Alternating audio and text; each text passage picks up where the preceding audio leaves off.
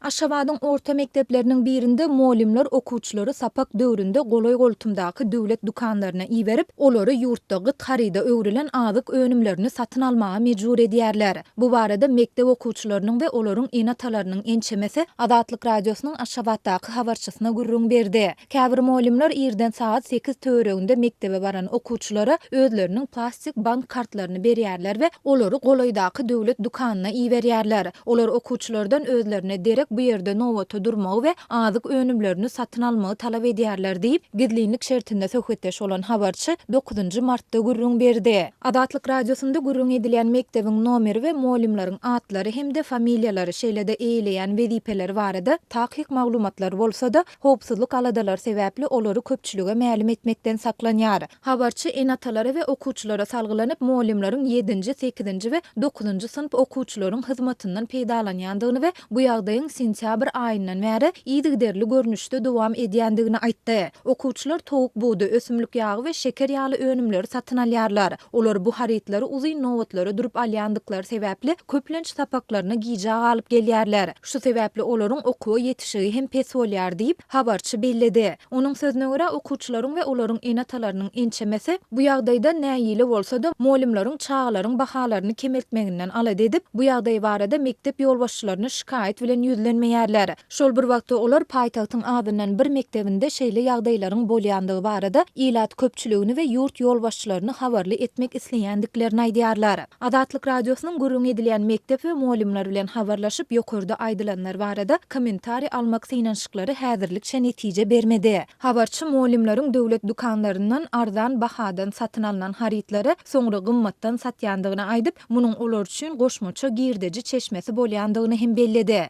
Döwlet dukanlarynda şekeriň 1 kilogramy 7 manatdan satylýar. Molimler onu 8 manatdan satýarlar. Towuk buğdunyň 1 kilogramyny 13 manatdan satyn alyp, soňra 16 manatdan satýarlar. Olar bu usul arkaly hem goşmaça gazanç edýärler hem de özleriniň bank kartlarynaky zähmet haklaryny nagtlaşdyrýarlar. Sebäbi olar bankomatlaryň öňünde nowata durmaly bolmaýarlar diýip habarçy aýtdy.